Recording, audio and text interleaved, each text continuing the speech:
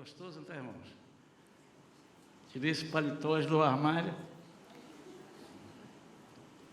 Tirei as 3 naftalinas que estavam no bolso. Deixei em casa para depois colocar de novo. Mas graças a Deus pelo frio. O frio é importante também, né?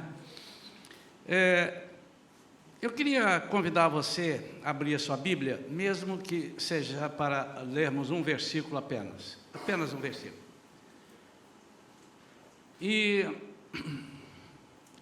ao lermos esse versículo, ainda não solta o título da mensagem, por favor, não, tá? Na hora que eu autorizar aí, der o sinal, os irmãos soltam. Por enquanto, ok? Fazer um suspensezinho aqui. E nós, quando lemos esse versículo, pode ser que os irmãos pensem que eu vou falar sobre um assunto, porque esse versículo é muito conhecido, mas Deus tocou no nosso coração para falarmos de algo um pouco diferente, dentro do mesmo contexto. Marcos capítulo 10, versículo 9. Ainda não, tá ok? Só o título da mensagem, segura um pouquinho. Marcos capítulo 10, versículo 9. Portanto, o que Deus uniu, não o separe o ser humano. Você pode repetir comigo? No 3, 1, 2, 3. Portanto, o que Deus uniu, não o separe o ser humano. Amém, amados? Os irmãos sabem de que eu vou falar? Qual é o assunto? Amém? Esse versículo está ligado aqui? Casamento. Então eu vou falar sobre casamento, é isso? Porque eu já disse que não, né? Solta o título da mensagem, por favor. A mensagem de hoje diz: Deus separou, está separado. Não tente unir. Vamos dizer aí comigo? Deus separou, está separado. Não tente unir. Agora, aqueles que não tinham fé para dizer isso, digam em cima da minha fé: Deus separou, está separado. Não tente unir. Amém, amados? Quantos podem dizer, antes de ouvir a mensagem, amém? Amém. Eu concordo. Aqueles que não conseguiram dizer eu concordo, diga assim: Senhor, me convença até o fim da palavra. Você vai ser convencido logo no primeiro item. Queridos, às vezes as pessoas dizem assim: a Bíblia não se interpreta.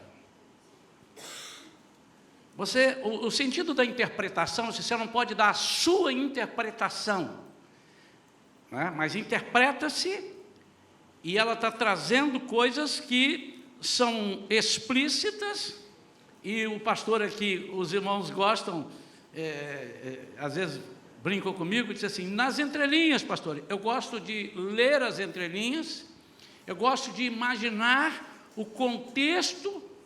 Esse contexto aqui, Deus está falando através do evangelista Marcos. Deus está falando, Jesus dizendo, que aquilo que Deus uniu no casamento, o homem não deve separar. O homem não se meta besta a separar. O original quer dizer assim: não tente aquilo que Deus uniu, o ser humano, que não é um Deus, separar. Mas eu posso, e isso a Bíblia nos permite, pegar um versículo e dentro dele aplicar alguma coisa que não fuja e que não invente dentro da Bíblia. Então, a verdade explícita é que o que Deus uniu, não separe o homem. Mas a verdade implícita, aquilo que está aqui dentro, é o contrário. E é válido. Aquilo que Deus separou, o homem não pode unir. E eu queria compartilhar com os irmãos sobre essa verdade implícita. Hoje eu vou falar apenas da verdade implícita. Oportunamente, nós falaremos dessa verdade explícita, que é o que Deus uniu, e não quero falar sobre o casamento, e os irmãos vão perceber que eu posso usar esse versículo, não fora do contexto, mas eu posso usar este versículo para dar aplicabilidade a ele, ou dar fundamento em outras coisas, ou em outros temas que eu venho a falar. E a verdade implícita é exatamente, se Deus uniu e não pode separar, se Ele separou também não pode unir. E eu queria, procurando aqui algumas coisas e vendo, analisando, eu quero compartilhar pelo menos 5 coisas a mais. Mas dentro daquilo que nós pretendemos hoje, o tempo da mensagem, que não queremos que seja longo, nós queremos apenas apresentar 5 coisas que Deus separou e que nós, em hipótese nenhuma, podemos unir. A primeira delas, eu quero que você abra a sua Bíblia no livro do Gênesis, capítulo 1. E em Gênesis, capítulo 1, onde tudo está começando, no versículo de número 4, nós encontramos o seguinte, Gênesis, capítulo 1, no versículo 4, nós vamos encontrar: viu Deus que a luz era boa, e separou a luz das trevas. A primeira coisa que Deus separou foi a luz das trevas. E Ele separou para que eternamente ficassem separados. A luz é algo que nos traz esclarecimento, a luz é algo que nos traz verdade, é algo que nos possibilita enxergar o nosso caminho. O salmista diz: lâmpada para os meus pés é a tua palavra e luz para o meu caminho. Já as trevas são trevas da ignorância, enquanto que a luz é da sabedoria, a luz é da verdade, as trevas da mentira, do erro. Aquilo que Deus separou, Ele disse: aquilo que é meu, luz, e aquilo que não é meu e que é contra mim, trevas. Eu estive pregando aqui, não faz muito tempo, sobre esse tema das trevas, e disse que quando Jesus separar o seu povo e disser: você vem para cá comigo, e você vai para o inferno, vai viver em trevas. E eu comecei a falar sobre o inferno, porque muita gente não gosta de saber como é o inferno, mas nós precisamos saber como é o inferno. Porque às vezes a gente diz assim: eu não vou para o céu, mas eu vou para um lugar parecido. Eu não moro na praia, mas eu moro num bairro que... Não, no inferno, quer dizer, a pior coisa do inferno, eu já falei, não é o diabo, não é o fogo. A pior coisa do inferno, a gente tem dito isso aqui, é a falta de Deus, a ausência de Deus. Então, se você acha que a vida está difícil, com Deus, você imagine a vida sem Deus. Embora Ele tenha domínio sobre aquilo que está lá, Satanás não vai reinar no inferno, ele vai queimar no inferno, onde Deus tem autoridade. Mas quando fala das trevas, a Bíblia é clara. E eu não preciso separar o texto aqui, já preguei, os irmãos depois podem conferir lá em Apocalipse, diz que as trevas serão tão densas que você vai poder como que se segurar, se você não consegue enxergar. Agora, essas trevas, as pessoas que viverem ali viverão eternamente em trevas. Eles não conseguirão enxergar absolutamente nada, não haverá comunhão no inferno.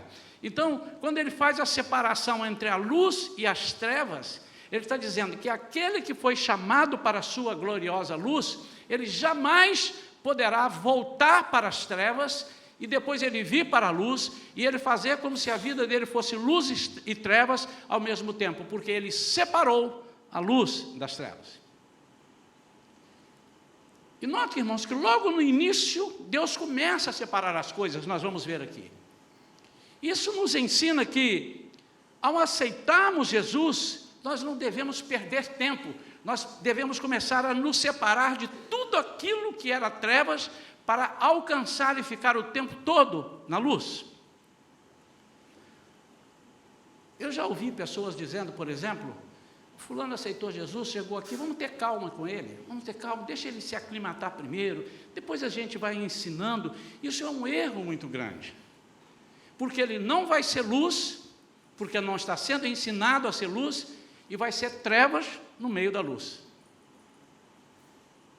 Ele não vai conseguir ainda, porque se nós não estamos passando e separando e dizendo as coisas são separadas, agora você é de Jesus, agora você pertence à luz, agora você anda na luz, se isso não for colocado desde o início como Deus está fazendo, nós podemos imaginar que um dia nós poderemos viver na luz e de vez em quando com um passo nas trevas. Não podemos, porque Deus separou a luz das trevas.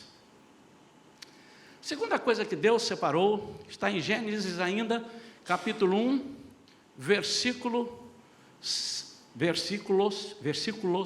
6 e 7. Diz assim: depois disse Deus: haja entre as águas um limite para separá-las em duas partes. Fez, portanto, Deus o firmamento e separou as águas estabelecidas abaixo desse limite das que ficaram para cima. E isso aconteceu. Segunda separação que Deus fez, ele fez, em algumas versões diz, ele separou águas e águas. Águas de cima e águas de baixo. Águas e águas, são parecidas, mas cumprem papéis diferentes. Eu não preciso aqui agora, até porque eu não sou capaz de dar uma aula sobre isso, mas as águas de baixo, elas cumprem um papel, as águas de cima, elas cumprem outro papel. Quando há um dilúvio, quando há alguma coisa, as águas de cima que vêm e que inundam. As águas de baixo são águas que irrigam, são águas que cumprem outros papéis, mas são separadas. O que Deus está falando é que eu vou separar águas de águas que são parecidas, mas não são a mesma coisa. A água de baixo, para ir para cima, ela precisa evaporar. Ela não pode querer ser água de cima sem evaporar. Mas quando ela evapora também, ela não leva nenhuma lama do que está embaixo. O que Deus quer dizer para nós? Qual é a aplicabilidade dessa separação? Deus separou coisas que são parecidas, mas que são muito diferentes. Deus separou coisas que podem nos confundir, mas que para eles são muito diferentes. E aqui nós temos muitas coisas, e é bom eu falar isso dentro da minha própria igreja, da igreja que Deus me deu para dirigir, porque a gente fica muito mais à vontade. E às vezes a gente chega num lugar que a gente é um pouco cerceado, às vezes o pastor diz, olha, nós aqui não cremos assim, e para não ferir as pessoas, para não violentar a teologia das pessoas, nós ficamos um pouco, Mas quando nós estamos em família, a Bíblia diz que eu preciso falar a verdade. Eu não posso estar conduzindo um rebanho e enganando o povo, dizendo assim, olha, tanto faz, aqui é parecido, mas também é a mesma coisa. Não. Cuidado com as coisas que são parecidas, porque elas são muito diferentes. Águas e águas. Uma vez eu tive uma discussão no bom sentido, num debate, num programa de rádio que me chamaram, e fomos falar de música de Deus e música mundana.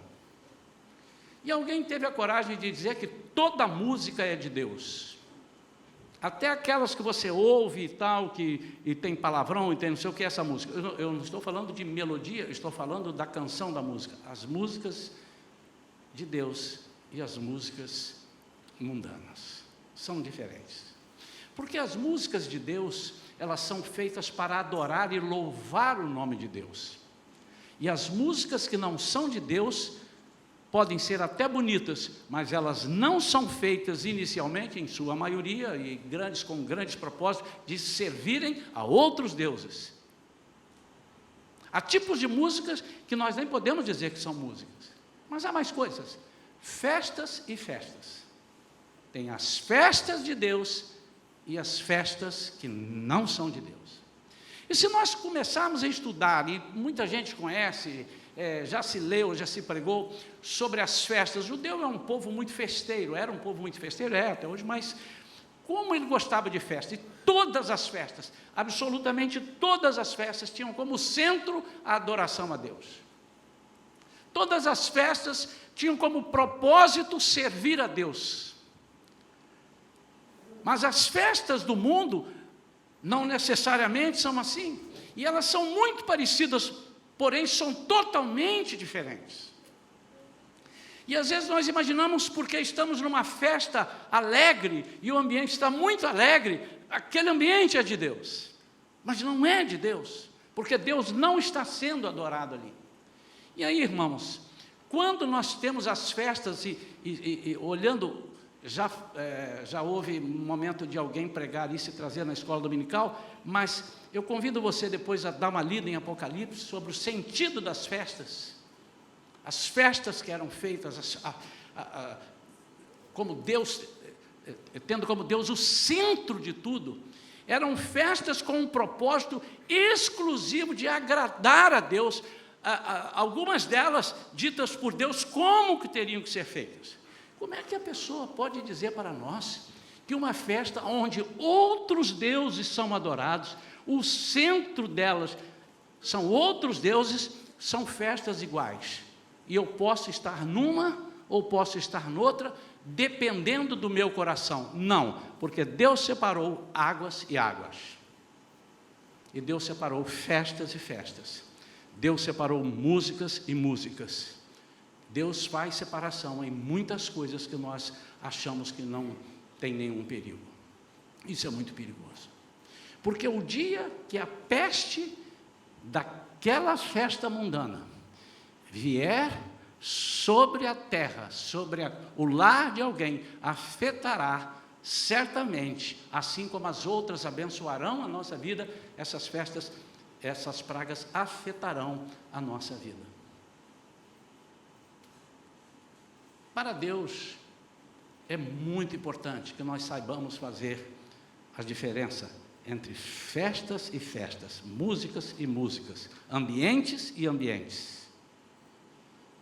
Águas de cima e águas de baixo. E ele fez questão de separar. Mas há uma terceira separação que ele fez, está em Gênesis capítulo 1 ainda, versículo 14, e diz assim: declarou Deus, haja luminares no firmamento do céu, a fim de separar o dia da noite. Terceira separação que Deus fez, dia e noite. Irmãos, isso confunde tanto a cabeça da gente. Nós somos do dia, nós fomos chamados para o dia.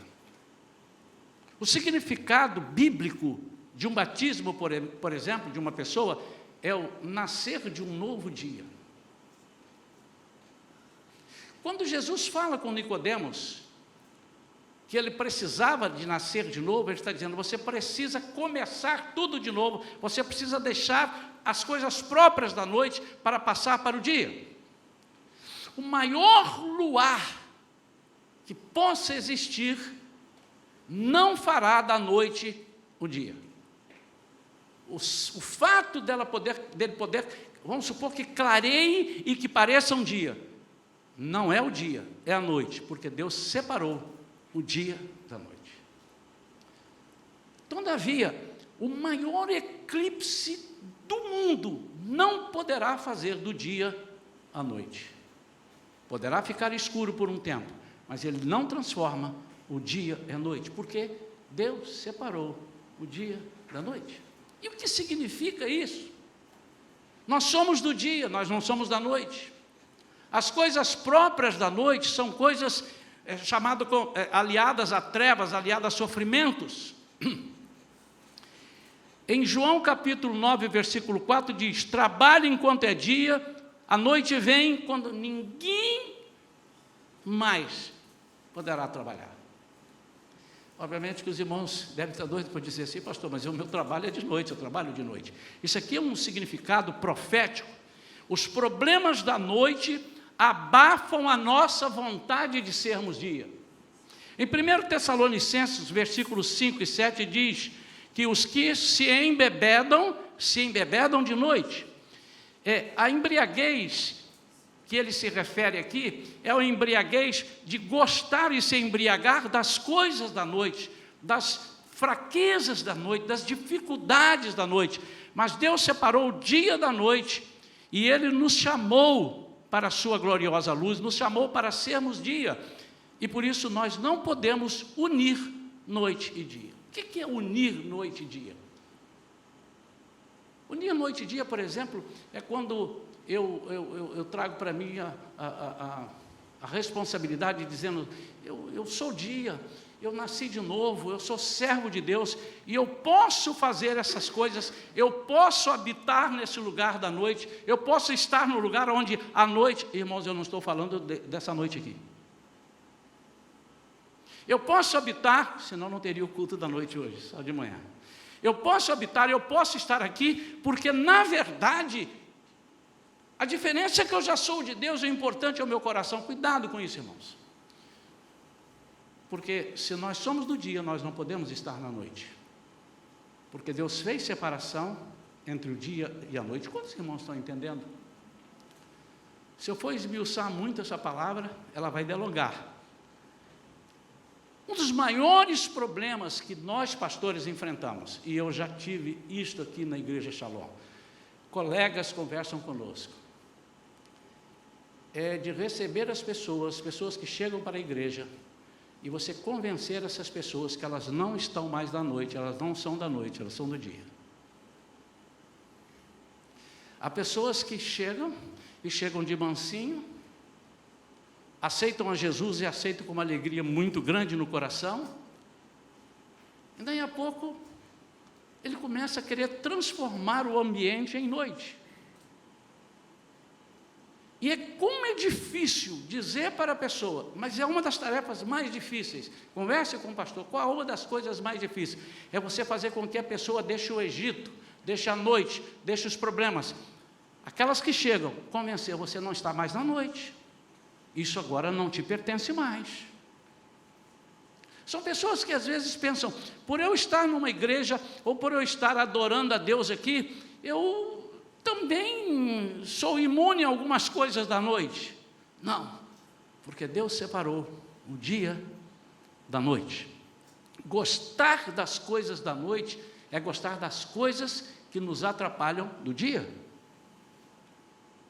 E quando esse versículo que eu li, quando ele diz, trabalhe enquanto é dia, a noite vem quando ninguém pode trabalhar, é porque o dia, quando nós aceitamos a Jesus e vivemos o dia, nós começamos a oferecer a Jesus o resultado da nossa vida como dia. Mas, se nós voltamos para a noite, de alguma forma aceitamos a noite na nossa vida, nós estamos aceitando as coisas das trevas e da noite, as coisas que são tristeza, e aquilo ali, de uma certa forma, começa a empanar abafar a nossa vontade, abafar o nosso prazer, abafar o nosso ímpeto de trabalhar, de servir a Jesus. E quantas vezes nós somos traídos pela nossa própria vontade, achando que estamos fazendo algo, mas na verdade estamos fazendo algo contrário ao que Deus quer. Maus testemunhos. Maus testemunhos. Se não damos mau testemunho, também não damos testemunho nenhum, nem mau nem bom. Por quê? De uma certa forma desanimamos. Começamos muito bem, começamos com alegria. Domingo passado eu preguei sobre isso, sobre a semente que cai num terreno rochoso e cresce, mas logo morre. Por quê? Porque a raiz não sustenta, e se não sustenta a raiz, é porque eu não permito que aquele solo seja trabalhado para a raiz entrar mais ali, da noite. Mas Deus separou o dia da noite.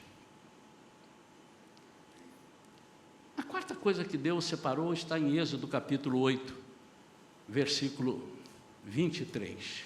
Eu queria que você pudesse acompanhar comigo. Êxodo capítulo 8, versículo 23, diz assim: Deus falando com Moisés para falar a Faraó: farei diferença entre o meu povo e o teu povo, Quando Moisés vai falar com o faraó, no versículo 22, por exemplo, contudo, naquele dia tratarei de maneira especial da terra de Gósen, onde habita meu povo, nenhuma mosca se achará ali, a fim de que saibas que eu sou Yahvé, o Senhor, e estou agindo no meio desta terra. E aí o versículo 23, 90 diz, farei diferença entre o meu povo e o teu povo. A quarta coisa que Deus separou foi o povo dele do povo que não é dele. Irmãos, tanto o povo que é de Deus precisa entender o que significa ser povo de Deus, quanto o povo que não é de Deus nós precisamos entender do significado e do perigo de nós estarmos alinhados com esse povo que não é o povo de Deus. Lógico que eu estou falando com um povo inteligente, e aqui em momento nenhum Deus está dizendo que você não pode conversar com um povo que não é dele. Deus não está dizendo que, até porque, senão como é que você vai evangelizar? Deus não está dizendo que você não pode, de repente, fazer algumas coisas, mas há coisas que Deus diz que você não pode fazer, você não pode ter comunhão com o povo que não é dele. A comunhão não é uma amizade, olha, eu conheço a pessoa, eu almocei com ela no meu trabalho, não é essa comunhão. Aqui, amados, é uma declaração clara de que Deus condena o ecumenismo. Ontem nós estávamos aqui no curso de capelania, e para que não houvesse dúvida, eu pedi uma parte quando o bispo estava dando aula. E no momento que ele falava sobre a atuação do capelão no sepultamento, no enterro, no velório, ele fez alusão a alguma coisa certa, do jeito que ele falou, mas com medo que, principalmente o meu povo que estava aqui, os irmãos dessa igreja que estavam fazendo o curso, poderiam entender de uma forma diferente. E se entendessem, entenderiam completamente diferente do que nós aqui na Shalom ensinamos. E foi colocado de uma forma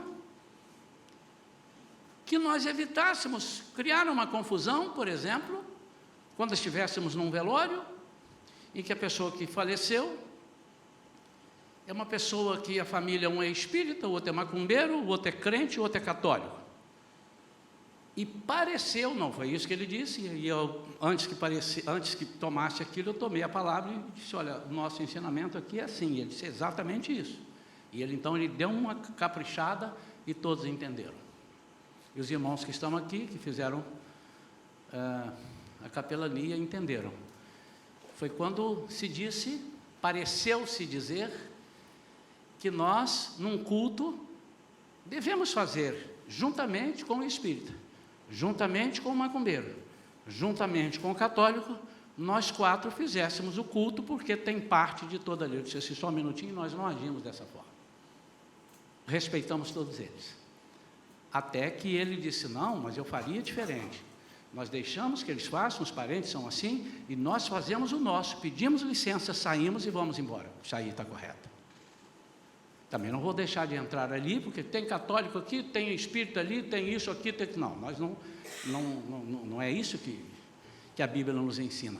Mas nós não podemos ter comunhão, nós não podemos estar de braços dados. Isso é um ensinamento bíblico. E aqui está um dos exemplos de Deus. Ele diz, eu tenho o meu povo, e o meu povo é meu. O povo do faraó é o povo do faraó. E nós sabemos que faraó representa o mundo, o Egito representa o mundo, faraó representa Satanás. Ele está dizendo assim, enquanto não me aceita, não é meu povo. Por isso é que não se diz que todos somos filhos de Deus. Somos todos criaturas de Deus. Filhos de Deus, somente somos aqueles que aceitamos Jesus como Senhor e Salvador. E para Deus, isso tem uma força, um valor muito grande. E como é que eu vou fazer para eu não ser povo de faraó? A primeira coisa que eu tenho que fazer é não adorar os deuses de faraó. Se eu não quero ser povo de Faraó, eu não posso adorar os deuses de Faraó. Eu não posso gostar das coisas que o Faraó gosta.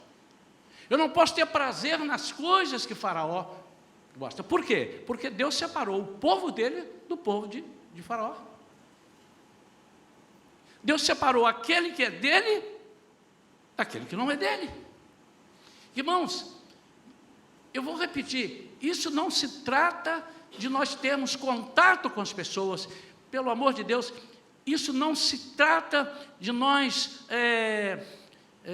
não podermos nos aproximar nem para pregar o Evangelho, mas cuidado, porque você pode ir lá, em alguns lugares, onde existe esse povo, com o propósito ou com o pensamento de levar o Evangelho, e lá lhe for apresentada à noite, e você, com aquela desculpa, ou ser enganado, de que gostando ou fingindo que está gostando da noite, você ficar ali para ganhar aquela pessoa, você está grandemente ferindo a Deus. E como as pessoas às vezes usam certos versículos errados. Não, porque Paulo disse, eu me fiz de pobre para ganhar os pobres. Eu me fiz disso para ganhar, mas eu não disse, eu me fiz de macumbeiro para ganhar um macumbeiro. O que ele está dizendo é empatia. Eu me coloquei no lugar das pessoas. Eu procurei entender o que é um pobre para ganhar o pobre. Eu me coloquei na situação dele, mas eu não virei pobre para ganhar o pobre, eu não virei prostituta para ganhar a prostituta. Já imaginou se a moda pega, irmão? Esse é o grande perigo, e Deus separou esses dois povos, o povo de Deus. Eu posso estar em algum lugar, e muitas vezes o vendedor, meu Deus, quando ele entra em algum lugar, e ele chegou ali, e só tem gente do inferno, de repente, gente do outro povo, e ele está vendendo, de repente, ele percebe, epa, essas coisas aqui não são próprias, isso são coisas das trevas, e Deus separou a luz das trevas. Eu preciso agir como alguém que anda na luz, alguém que é do dia. Eu não posso voltar para a noite. Eu posso estar aqui, eu posso conversar aqui, mas eu não posso me amoldar a isso, eu não posso tomar essa forma. Por quê? Porque Deus separou o povo dele do povo de Faraó. Quantos são de Deus? A segunda coisa dentro disso daqui, a primeira é que se você não quer ser de Faraó, você não pode adorar os deuses do Egito, os deuses de Faraó. E a segunda é que se nós temos um dono, nós devemos andar segundo ordena esse dono. Ele não pede, ele ordena. Ele é o dono. Se é uma coisa que Deus não pede, é que você ande, ele ordena. Porque ele sabe o preço que ele pagou para que você fosse povo dele, para que eu fosse povo dele. Então ele tem todo o direito de dizer assim, não faça isso. Ele não diz, por favor, se você puder evitar. Ele disse, não faça. E se você fizer, arque com as suas consequências. Porque você estará sendo como povo do outro lado. A quinta e última coisa que Deus separou, e ninguém pode unir, está em Êxodo capítulo 9, versículo 4. Esse aqui, irmãos, ele tem uma sutileza tão grande, que muitas vezes nós unimos, ou nós tentamos unir isso daqui. Diz assim, entretanto, o Senhor fará distinção entre os rebanhos de Israel e os do Egito. E, portanto, nenhum animal pertencente aos filhos de Israel perecerá. Esse contexto aqui é quando Moisés estava buscando tirar o povo do Egito para levar para a terra prometida, e uma das propostas de Faraó é que Moisés deixasse ali o gado. Uma proposta muito sutil. E o que representa o rebanho? Se você for estudar um pouco sobre isso, na teologia, na Bíblia, esse rebanho, o gado, ele dá um sentido amplo de tudo aquilo que é material e daquilo tudo, sem ser a sua própria vida, tudo aquilo que te rodeia, tudo aquilo que te pertence. E ele está dizendo, eu estou separando os rebanhos, mas eu quero me ater a utilização, a utilidade desse rebanho. O rebanho naquela época servia pelo menos para duas coisas. Primeiro, para o sustento. E segundo, servia para a adoração. Servia para o holocausto, servia para a adoração. E o que Deus está dizendo é que eu estou separando aquilo que é meu para me adorar, daquilo que não é meu para adorar outros deuses. Note que quando o faraó propõe a Moisés que ele sacrifique os animais ali e ofereça sacrifícios a Deus ali no Egito, Moisés diz para ele que ele não pode fazer isso porque aquilo era abominação dos egípcios. Ele não poderia pegar os animais e oferecer aquilo, porque para os egípcios aquilo era abominação. Eles não iriam entender o propósito de Deus, o pedido que Deus estava fazendo, e então ele separa, Deus separa e diz: o meu rebanho é o meu rebanho, o seu rebanho é o seu rebanho. E duas conotações, dois sentidos claros aqui para a nossa vida. A primeira coisa é que o nosso sustento deve vir unicamente do nosso Deus, através do nosso Deus. Sustento material, mas principalmente sustento espiritual. Então o rebanho aqui serve, quando eu destrincho isso em sustento, nós não devemos buscar nenhum tipo de alívio para as nossas almas, nenhum tipo de bênção para as nossas almas, aí no sentido espiritual, que não seja através de Deus. Nós não devemos buscar, a não ser em Deus, nada que possa ter o pretexto de nos ajudar e de nos abençoar, que não seja de Deus. Coisas que são próprias dos deuses do Egito, coisas que são próprias de mitologias, e que às vezes até funcionam, porque o diabo faz algumas coisas funcionarem. Ele tem algum poder para fazer algumas coisas funcionarem, isso é bíblico. Mas nós não podemos usufruir disso daí, quando nós temos um Deus de toda cura, de toda libertação, de todas as soluções para os nossos problemas, quando estão alcançando isso. Eu não quero esmiuçar aqui, irmãos, para não ser polêmico, e nesse momento o tempo não me daria para nós fazermos isso. Mas todas as pessoas que desejarem, pessoalmente, entender melhor sobre isso, sobre as coisas que nós não podemos fazer, não devemos buscar, o tipo de cura, onde buscar. Vou dar um exemplo aqui, que aconteceu conosco, comigo, com a minha mãe. Minha mãe era muito crente, quem conheceu minha mãe sabe, mas ela não tinha muita sabedoria, tinha sabedoria de Deus, mas não tinha cultura, não lia muito, não sabia, e era muito simples, não acreditava muito nas pessoas. E minha mãe andou uma época, uma dor muito grande na coluna. E não havia jeito, mais ou menos o que irmã Neuza tem sentido, e obviamente Deus tem curado, já está providenciando, e eu creio na cura total, através da mão de Deus, usando aquilo que Deus determina que seja usado. E nós estávamos lá no Espírito Santo, na casa de um dos parentes, e uma das minhas irmãs, nós não tínhamos ainda, irmãos, esse discernimento que nós temos hoje. Nós não tínhamos aprendido ainda que a luz e as trevas, como elas são separadas. Na Bíblia, não, Deus separou a luz das trevas, Ele fez o dia, fez a noite, fez o sol, fez a lua, Nós não tínhamos esse entendimento como esse que eu estou explicando aqui.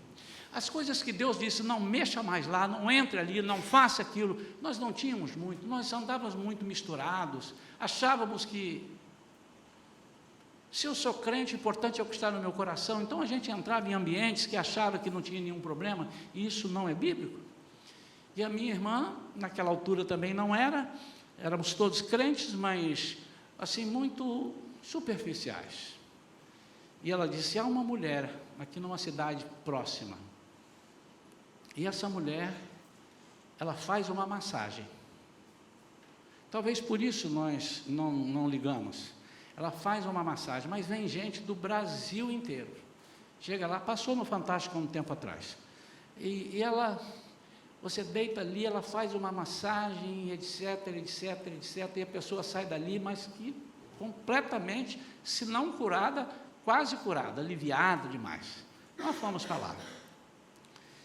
E quando chegamos lá, realmente era uma pessoa, tinha pessoas esperando e tudo, e quando chamou a minha mãe entrou, ela não tinha sabedoria humana, mas ela tinha sabedoria de Deus. E quando saímos de lá, a primeira coisa que ela falou, coisa muito estranha, porque enquanto ela passava a mão na minha coluna, ela ficava falando umas coisas. E eu fiquei prestando atenção, mas ela não estava orando. E ela falava algumas coisas. Irmãos, mais na frente nós fomos saber que aquela mulher era espírita. E ela estava fazendo ali uma cura espiritual na minha mãe. Mas a minha mãe era tão ungida e tão serva de Deus que o maligno não pegou nela. Mas contaminou a mente de muita gente. Até nós descobrimos isso na palavra, até a igreja que nós participávamos ser renovada, avivada, esclarecida, ter entrado a luz na nossa vida, a luz do esclarecimento, a luz da sabedoria, e nós dizemos, isso é treva, nós não podemos fazer isso, ainda que tenhamos que morrer, mas uma pessoa dessa não pode tocar em nós, porque Deus separou o seu povo do outro povo, e Deus separou o rebanho dele do outro rebanho. Então, o primeiro papel do rebanho é o sustento. Por que muitas vezes nós temos passado necessidades? Porque nós temos buscado o nosso sustento, não em Deus, sustento espiritual. Aquele que nos sustenta e que nos coloca de pé é o nosso Deus. Mas nós temos buscado apetrechos. Às vezes a pessoa tem um casamento que está um pouco abalado, e a última coisa que ele faz é procurar Deus. Às vezes ele procura um colega de trabalho ou uma colega, ela diz, olha, eu fiz um negócio que foi para uma viagem com mais outro casal, e olha, foi um espetáculo, porque isso aí, olha, não nem te falo. E tem um livro assim que te ensina como é que você faz essas coisas. Rebanho, sustento, cura, provisão que não vem de Deus. E só voltamos para Deus, buscamos em Deus, depois que nós estamos ou dilacerados, ou estamos em situações quase que irreversíveis, aí buscamos a Deus. O que Deus ensina é que o rebanho dele é um rebanho abençoado, e em todos os sentidos. Então, para o nosso sustento espiritual e moral, sustento material e espiritual, mas também a adoração. O rebanho que Deus disse através de Moisés, esse meu rebanho é um rebanho diferente do rebanho de Faraó. Porque quando você for adorar, você tem que adorar com algo que é separado para mim, aquilo que foi consagrado a mim. Por isso, amados, que Deus não recebe qualquer adoração. Deus recebe a adoração de um coração puro, puro no sentido de que nós não temos nenhum defeito, de um coração puro no sentido seguinte, não há mistura, é puro. Eu só adoro a Deus, eu não adoro outras coisas. Hoje de manhã pregamos um pouco sobre isso, né? Tem uma certa conexão, a mensagem de manhã com a mensagem de noite em alguns assuntos, quando nós não colocamos Deus em primeiro lugar da nossa adoração. Lembra das 4 prensas da azeitona? A primeira prensa tirava o azeite, que era para adoração. Azeite que é do templo. Então, quando ele separa o rebanho dos israelitas do rebanho dos egípcios, ele está dizendo, há diferença até nas coisas suas materiais. Umas são minhas e outras são do mundo. Nós temos ensinado a nossa igreja muita coisa. Às vezes nós nos vestimos de coisa do mundo, embora nosso corpo seja um corpo santo. A capa não vai cobrir, ou o corpo não vai cobrir a capa. Às vezes, amados, nós não temos cuidado, às vezes nós estamos vestindo uma roupa que naturalmente é normal, mas foi consagrada e dada a você por alguém que não tem nenhum escrúpulo e, espiritualmente falando, serve a Satanás. Nós temos ensinado isso na nossa igreja. Às vezes nós estamos pedindo ajudas a pessoas que não têm nenhum compromisso com Deus e estamos ouvindo o conselho do ímpio. Nós não podemos aceitar conselho do ímpio. Nós não podemos, mas não podemos aceitar palpite, conselho daqueles que não são de Deus. Nós não temos condição de misturar o nosso rebanho, o nosso povo, com o povo do mundo, o povo de Deus. Eu queria que você pedisse ao Espírito Santo para começar a falar, se nunca te falou, ou se não te falou agora, e se te falou, que ele continuasse falando. Se ele não falou, que ele viesse a falar ainda hoje, amanhã, sobre aquilo que Deus separou. Você não tem o direito de unir. E se Deus diz, não misture, não vá ali, não vá lá. Se Deus diz, não ofereça isso, não ofereça isso.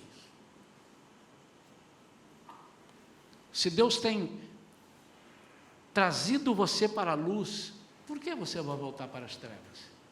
Se Deus tem feito de você dia, por que razão você quer virar à noite? Nós estamos vivendo tempos difíceis, irmãos. Muito difíceis. Onde as igrejas estão passando algumas dificuldades. E de uma certa forma, às vezes até sutil. Seus líderes estão sendo cantados, ou algumas vezes forçados, porque não têm uma certa coragem, a abrir brechas para que a treva entre dentro da igreja e faça morada dentro da igreja. Que a noite fique na igreja, fazendo com que os seus servos não enxerguem mais o dia, mas só enxerguem a noite. E goste das coisas da noite, da tristeza. O que vem à noite? O que dura uma noite? O choro. A Bíblia diz que o choro dura uma noite. E a alegria? Vem de dia. De dia. Nós às vezes estamos buscando na nossa vida como salvos em Jesus, como servos de Deus, nós estamos buscando tristezas. Nós queremos ser pessoas, parece que gostamos de ser tristes, gostamos de ser infelizes. Quando Deus nos dá a possibilidade, irmãos, de sermos alegria, dia, a alegria vem pela manhã. Eu quero colocar, essa mensagem não é uma mensagem, irmãos, tão agradável quanto, de repente, algum irmão, alguma irmã gostaria de receber. Mas é uma mensagem que Deus tem falado, ela é parecida com a que muitos pastores estão pregando, porque todas as igrejas, lógico, sofrem o ataque de Satanás, e quanto mais se aproxima a volta de Jesus, mais difícil fica de nós entendermos que a diferença entre a luz e as trevas existe, entre águas e águas. Essa de águas e águas me encantou, porque eu teria muita coisa para falar aqui, mas não queria esmiuçar. Nós estamos brincando muitas vezes com coisas sérias. Cuidado, há lugares que são parecidos, porém são totalmente diferentes. Cuidado com as coisas que não são de Deus, que podem parecer que são de Deus. Por último, procure, mas procure muito. Procure com a lanterna acesa, procure com holofotes, procure um Satanás mal-humorado, procure um Satanás burro, procure um Satanás sem habilidade, você não vai encontrar. A Bíblia diz que ele é um anjo de luz, mas você vai encontrar aquele que aparentemente quer te agradar, aquele que só te faz propostas doces, aquele que está interessado somente no seu bem-estar. Esse, se não for Jesus, Satanás atua desse jeito. ele é muito sutil. Ele não é aquilo que ele pinta. Por que ele não é? Para que você não o encontre, não o expulse em nome de Jesus. Então, cuidado com aquilo que parece que é doce, que parece que é inofensivo, que parece que até está nos ajudando. Nós podemos entrar numa canoa furada, porque nós estamos unindo aquilo que Deus separou. Eu tenho um compromisso com Deus, meu amado e minha amada, de ter uma igreja que fuja das coisas que desagradam a Deus. É uma igreja que busque a santificação. É uma igreja que pague um preço para ver o agir de Deus. E eu tenho certeza que Deus honra todos aqueles que abrem mão de tudo aquilo que desagrada a Deus, abrindo mão para agradar a Deus, Deus honra. Vale a pena servir a Deus. Vale a pena você fazer esse voto e dizendo: Senhor, eu sei que está difícil, mas ele disse assim: olha, enquanto estiver difícil, o Espírito Santo vai estar com você, e eu vou ajudar você através do Espírito Santo, primeiro a discernir os espíritos, e segundo, dar força a você para vencer essas mazelas, essas dificuldades, esses ataques. Nós estamos vivendo um tempo onde tudo que for mais fácil, tudo que for mais rápido, nós aceitamos.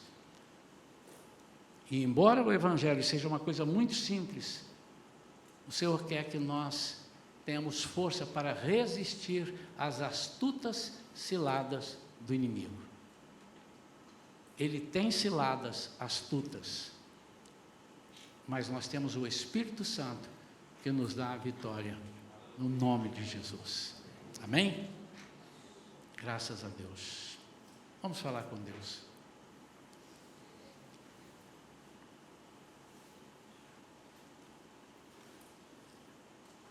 Pai querido, em nome de Jesus, livra-nos, Senhor, de tentarmos unir aquilo que o Senhor tem separado para que não nos atinja. Senhor, nós somos luz, nós somos dia, porque te conhecemos. O Senhor nos trouxe lá em 1 Pedro 2,9, diz que nós somos essa raça, essa geração que o Senhor elegeu, que o Senhor conquistou, e que nos trouxe para a sua maravilha, tirando-nos das trevas, trouxe-nos para a sua maravilhosa luz. Senhor, não permita que o inimigo venha tentar apagar, nos buscar para as trevas. Nós não queremos voltar lá mais, porque o Senhor separou. Por isso, Senhor, tudo aquilo que nós ainda gostamos e que não te agrada, nós queremos te autorizar, Senhor, que o Senhor comece a colocar dentro de nós um desejo de abandonar, nos apartar. Senhor, não permita que nós usemos a nossa própria força para entrar em terreno do inimigo. Não permita, Senhor, que nós confundamos as pessoas com as nossas atitudes e com os nossos exemplos. Não permita, Senhor, que nós sejamos pedra de tropeço para quem nos avista de longe e nos enxerga fazendo alguma coisa que, embora o nosso coração não está querendo fazer, mas pareça que nós estamos fazendo. Senhor, nós queremos ser exemplo para aqueles mais fracos. Nós queremos ser exemplos para aqueles que estão te aceitando, que acabaram de te aceitar. Senhor, nós queremos ser exemplos de que a fé que nós temos supera barreiras e dificuldades, porque o Senhor está conosco. E nós precisamos que as pessoas vejam em nós essa vitória que o Senhor nos dá através do seu sangue. E agora, Senhor, que nós vamos participar da mesa do Senhor. Nós declaramos que reconhecemos que não há outro caminho para irmos até a Tua presença e estar morando contigo sempre, a não ser através do sangue de Jesus. Por isso, Pai, nós queremos colocar a nossa vida a Teu serviço, à tua disposição. Cada vida aqui nesta noite que está ao alcance dessa oração, cada vida que está ao alcance dessa oração na internet, possa dizer: Senhor, embora eu ache que eu não consiga, eu quero tentar saber separar, eu quero pagar um preço de ver o Espírito Santo agir na minha vida, eu quero pagar esse preço. Pai, ajuda-me a não tentar unir aquilo que o Senhor separou, em nome de Jesus, amém. Amém, amados? Quando você entender a mensagem, quando vindo da parte de Deus para o nosso coração, pode ter doído um pouco, pode ter falado ao seu coração.